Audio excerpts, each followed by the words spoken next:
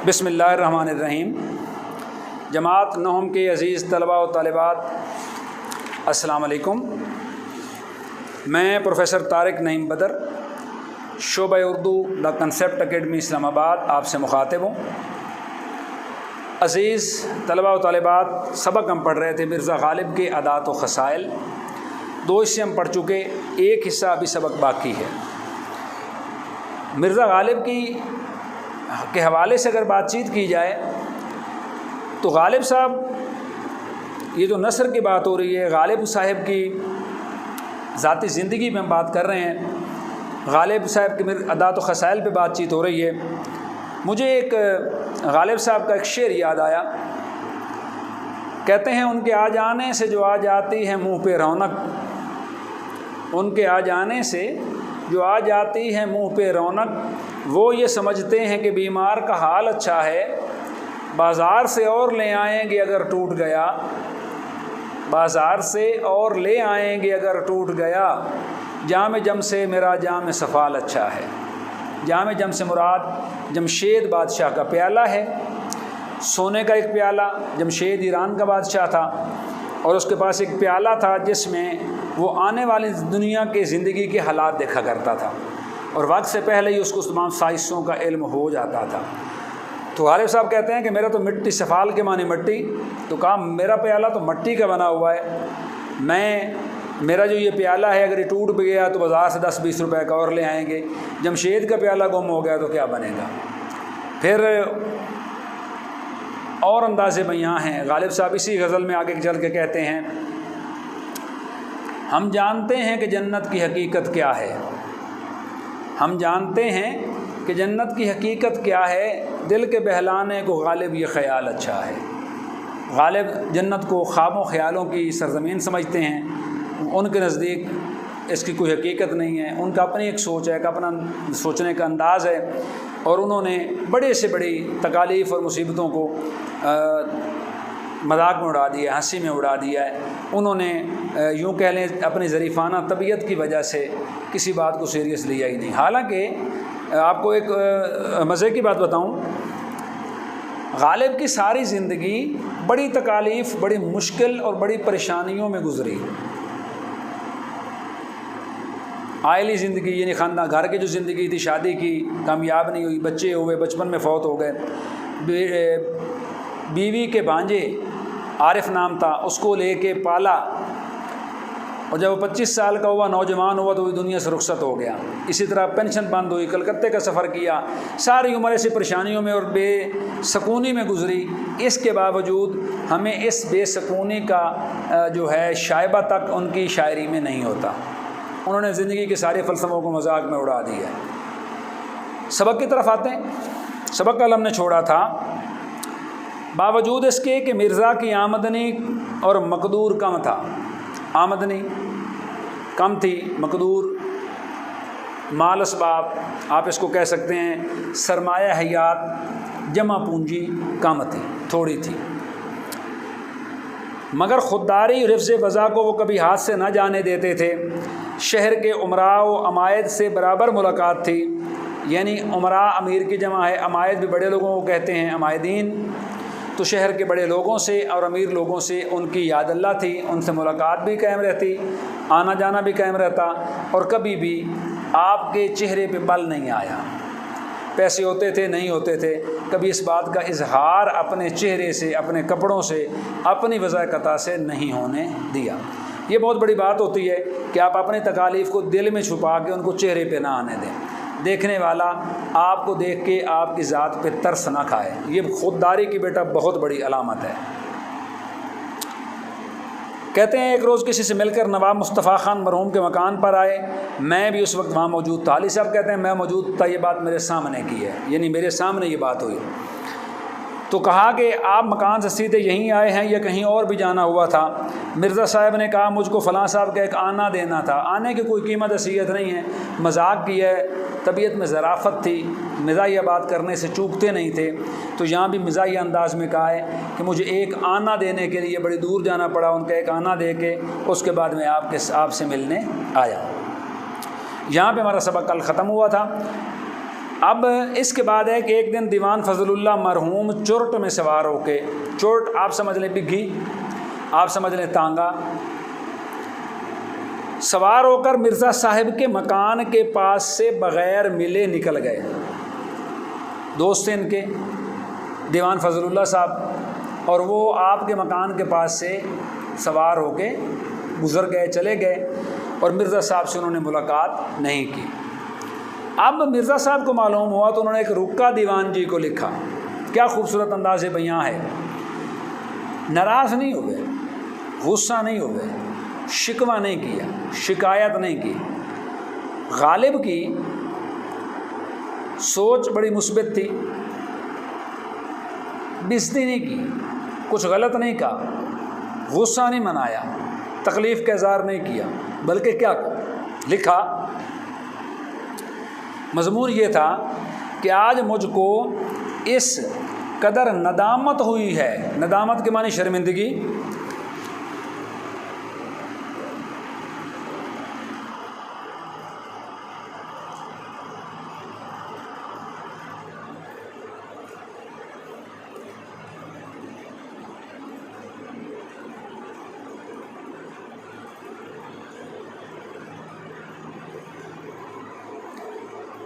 कि शर्म के मारे ज़मीन में गड़ आ जाता हूँ। ये मुहावरा है। ज़मीन में गड़ने का मतलब ये होता है सख्त शर्मिंदा होना। तो ये लफ्ज़ मुहावरतन यहाँ पे इस्तेमाल हुए। इससे ज़्यादा और क्या नालायकी हो सकती है कि आप कभी ना कभी तो इस तरफ से गुज़रें और मैं सलाम को हाजिर ना हूँ। ये नहीं कहा कि दीवान साहब आप अच्छे दोस्त हैं, मेरे दरवाजे के सामने से गुजर गए और सलाम ही नहीं किया, सलाम दुआ ही नहीं की, रुके ही 2 मिनट मेरे पास, नहीं, बल्कि कहा कि आप बहुत बेहतर, बहुत अच्छे आदमी हैं। मसला ये हुआ कि मैं कैसे हो गया कि आप मेरे मकान के पास से गुज़रे और मैंने दरवाजे के बाहर खड़े होकर गली में आपका इस्तकबाल नहीं किया। जब ये दीवान जी के पास पहुंचा, ये रुका, जब दीवान जी के पास पहुंचा तो वो नहायत शर्मिंदा हो गए और उसी वक्त गाड़ी में सवार होकर मिर्ज़ा साहिब को मिलने आए। फवाका में, फवाका के मानी फल,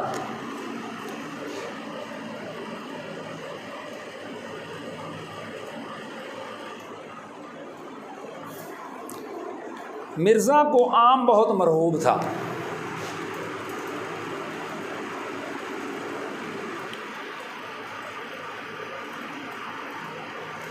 मरगूब के मानी होते हैं पसंद। आम बहुत पसंद थे आपको। फिर क्या हुआ, आमों की फसल में इनके दोस्त दूर दूर से उनके लिए उम्दा उम्दा आम भेजते। अब आम तौर पे कॉमन सेंस की एक बात है, आम को फलों का बादशाह कहा जाता है और ज़्यादातर लोग आम को बहुत पसंद करते हैं। आजकल सीज़न है वैसे ही माशाल्लाह, आम को लोग पसंद करते हैं। मिर्ज़ा को भी आम बहुत पसंद थे। फिर क्या हुआ, वो ख़ुद अपने दोस्तों से तकाज़ा करके मंगवाते। उनके, चूँकि शुरू में हमने जिक्र किया था सबक के शुरू में कि मिर्ज़ा साहिब के पूरे मुल्क मिल्लत में, पूरे हिंदुस्तान में दोस्त थे जो उनको ख़त लिखते, आप जवाब देते, आपके साथ राब्ते में रहते। तो कहा,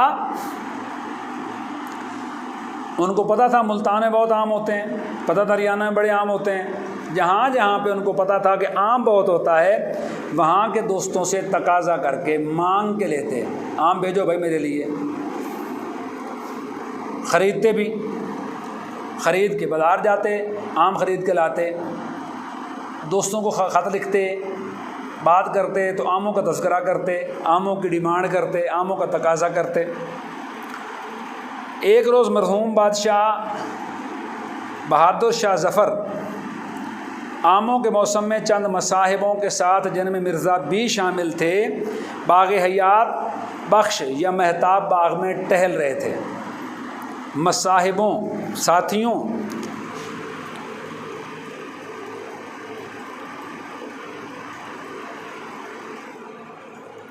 मसाहिब के मानी साथी, टहल रहे थे यानी बाग में सैर कर रहे थे। बादशाह थे बहादुर शाह ज़फ़र, आखिरी मुग़लिया बादशाह हिंदुस्तान के।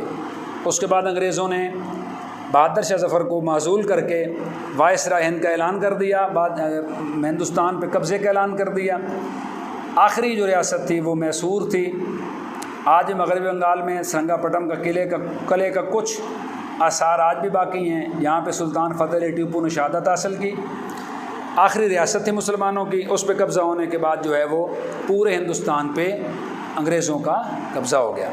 बहादुर शाह ज़फ़र को कुछ अरसा अंग्रेज़ों ने अलामती तौर पे बादशाह के तौर पे कायम रखा, लेकिन जब 1857 में जंग आज़ादी हुई, अंग्रेज़ों के ख़िलाफ़ मुज़ाहमत हुई मुसल्लह, उन्होंने बहादुर शाह ज़फ़र को कैद करके रंगून भेज दिया। रंगून म्यांमार का दारुल हुकूमत है। बांग्लादेश के मशरक़ में कुछ हिस्सा इंडिया का है, उससे आगे बर्मा का इलाका है। पुराना नाम बर्मा था, अब उसका नाम तब्दील करके मुल्क का म्यांमार रख दिया गया है। तो पहले बर्मा के दारुल हुकूमत का नाम रंगून था, आजकल बर्मा के दारुल हुकूमत का नाम यंगून है। तो इसको काले पानी की सज़ा की दी जाती थी, कहा जाता कि अंग्रेज़ों का कब्ज़ा वहाँ पे भी था, बर्मा में भी काले पानी की सज़ा इसको कहा जाता था। अब कुछ जज़ायर हैं आज भी खलीज बंगाल में, आज भी मौजूद हैं। असल में वहाँ पे एक जेल थी, अंग्रेज़ों ने एक जेल कायम की, उसके चारों तरफ समंदर था। उस जेल में उन लोगों को कैद किया जाता था जिनको ना तो फांसी दी जाती थी और ना ही को और सज़ा दी जाती थी, लेकिन जब तक वो ज़िंदा रहते उसी जेल में कैद रहते ताहयात। तो बहादुर शाह ज़फ़र को भी उसी रंगून की जेल में कैद कर दिया गया, जहाँ पे वो अपनी मौत तक वहाँ पे अपने मरने तक वहाँ पे कैद रहे। और उनकी ये गज़ल है, आपकी किताब में, आपके सिलेबस में शामिल है। इंशाल्लाह इस पर आगे चल के हम बात करेंगे जब गज़ल का उसका नंबर आएगा। उसमें कहा है, कितना है बदनसीब ज़फ़र दफन के लिए, दो गज़ ज़मीन भी न मिल सकी कुए यार में। कुए यार से मुराद हिंदुस्तान है कि जहाँ मैं पैदा हुआ, जहाँ पे मैंने हुकूमत की, इतनी बड़ी बादशाहत मेरे पास थी। वहाँ पे क्योंकि उनको पता था कि अंग्रेज़ों ने मुझे हिंदुस्तान में दफन नहीं करना। और वही हुआ कि जब वो फौत हो गए बहादुर शाह ज़फ़र, तो बहादुर शाह ज़फ़र को मैंने इससे पहले जिक्र किया कि पुराना नाम बर्मा था, दारुल हुकूमत रंगून था, अब उसका नाम म्यांमार है और दारुल हुकूमत का नाम यंगून है।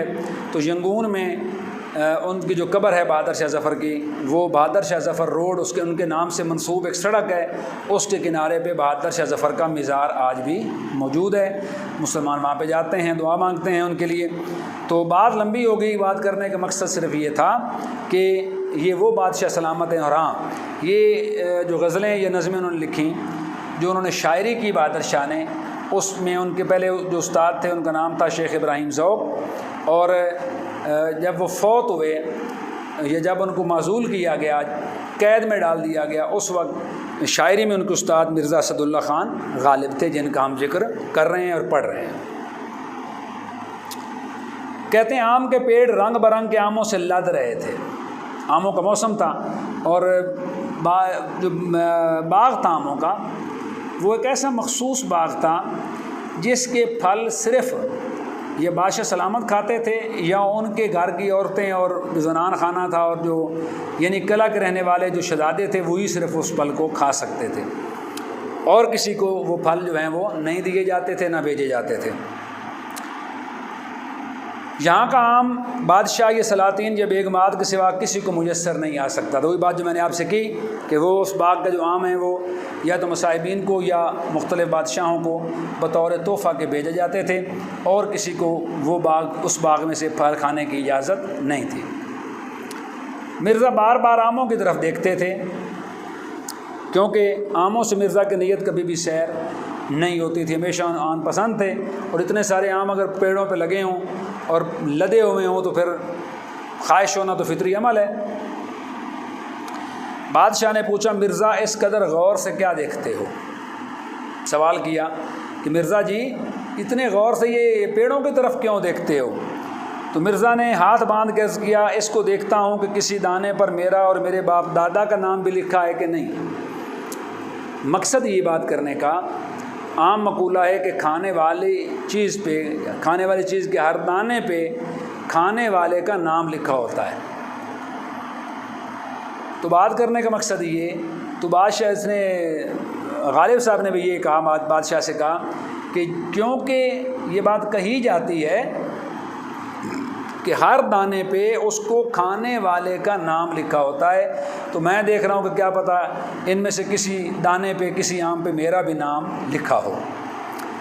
बादशाह मुस्कुराए और उसी रोज़ एक महंगी उम्दा उम्दा आमों के मिर्ज़ा को भिजवाई। महंगी से मुराद यहाँ पे है टोकरी।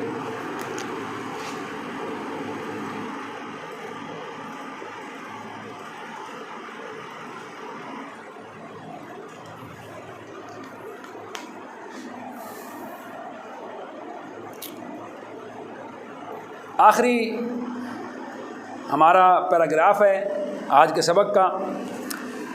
तो कहा कि मिर्ज़ा की नीयत आमों से, वही बात है जो पहले जिक्र हो रहा था कि मिर्ज़ा की नीयत आमों से किसी तरह सैर ना होती थी। सैर ना होने के मानी भरना, सैर होना के मानी भर जाना।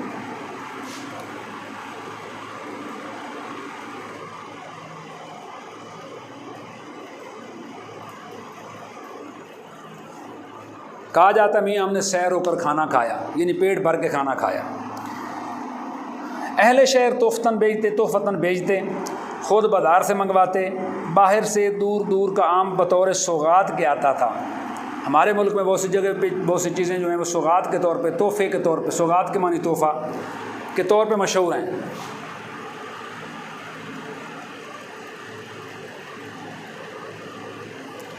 सोन हलवा मुल्तान का मशहूर है, आम मुल्तान के मशहूर हैं, सौगात है।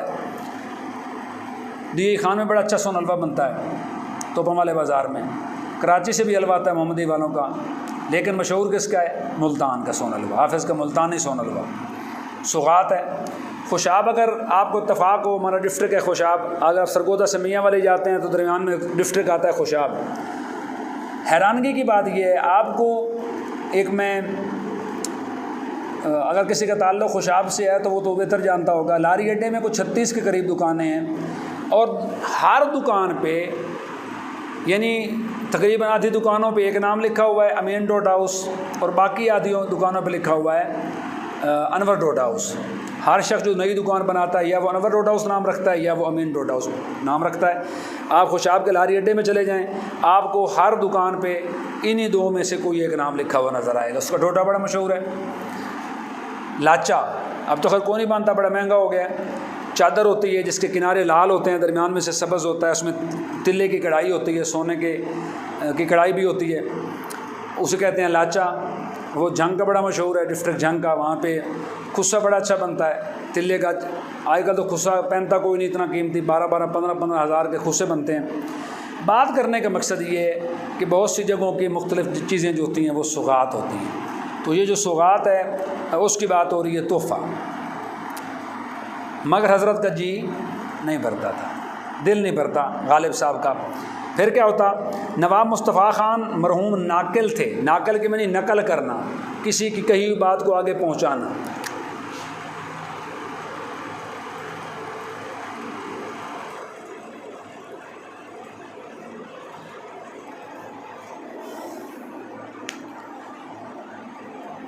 कि एक सोबत में, यानी एक महफ़िल में, सोबत से मुराद यहाँ पे महफ़िल है, मौलाना फजल हक और दीगर अहबाब मौजूद थे और आम की निस्बत हर एक शख्स अपनी अपनी राय बयान कर रहा था कि इसमें क्या क्या खूबी होनी चाहिए। आमों के बहुत सारी अक़साम हैं, अनवर रटोल है, चौंसा है, कलमी है, बहुत से अक़साम हैं, देसी है। तो सारे लोग ये बातचीत कर रहे थे, आमों पे ज़िक्र चल निकला और कहा कि आम किस तरह का होना चाहिए। सब लोगों ने अपनी अपनी राय दी, आम ऐसा होना चाहिए, आम वैसा होना चाहिए, आम ऐसा होना चाहिए। अब सब लोग अपनी अपनी राय कह चुके तो मौलाना फजल हक ने मिर्ज़ा से कहा कि तुम भी अपनी राय बयान करो। मिर्ज़ा असदुल्ला ख़ान गालिब से कहा गया कि हजूर आप भी कोई अपनी राय बयान करें। मिर्ज़ा ने मुस्कुरा के कहा, भाई मेरे नज़दीक तो आम में सिर्फ़ 2 खूबियाँ होनी चाहिए, यानी 2 बातें होनी चाहिए। कौन कौन सी? मीठा हो और ढेर सारा हो, यानी मीठे हों और बहुत सारे हों। तो कहते हैं सब हाज़रीन जो हैं वो हंस पड़े। बात करने का मतलब ये है कि मिर्ज़ा को आम बहुत ज़्यादा पसंद थे और उनकी सोच ये थी कि आम में 2 खूबियाँ होनी चाहिए, एक ये कि वो मीठा हो और दूसरा ये कि वो ढेर सारा हो। तो ये 2 खूबियाँ मिर्ज़ा साहब कहते थे कि अगर आम में हों तो वो एक बेहतरीन किस्म का आम हो सकता है। तो यहाँ पे अज़ीज़ तलबा व तालिबात, हमारा आज का सबक होता है मुकम्मल। इंशाअल्लाह अगले लेक्चर में हम करेंगे इस सबक की मश्क। दोबारा बता रहा हूँ, पेंसिलें और कागज़ लेके बैठा करें, और जो तशरीह तलब बातें हैं, जो आपके काम आने वाली बातें हैं, जो पॉइंट्स आप समझते हैं कि ये हमें याद करने चाहिए, वो साथ साथ लिखा करें। इसी तरह उसके अलावा क्या करना है आपने कि हम आगे जो अल्फाज के माने मैंने बोर्ड पे लिखवाया आपको, ये भी आप साथ साथ अपने पास नोटबुक पे लिखा करें। मश्क जो मैं आपको करवाऊँगा इंशाअल्लाह अगले लेक्चर में, वो भी आप अपने जो है नोटबुक पे इसको लिखा करें ताकि आपके काम आए। तो इंशाअल्लाह मिलते हैं अगले लेक्चर में। बहुत शुक्रिया। किसी किस्म का कोई सवाल हो तो आप वो कर सकते हैं।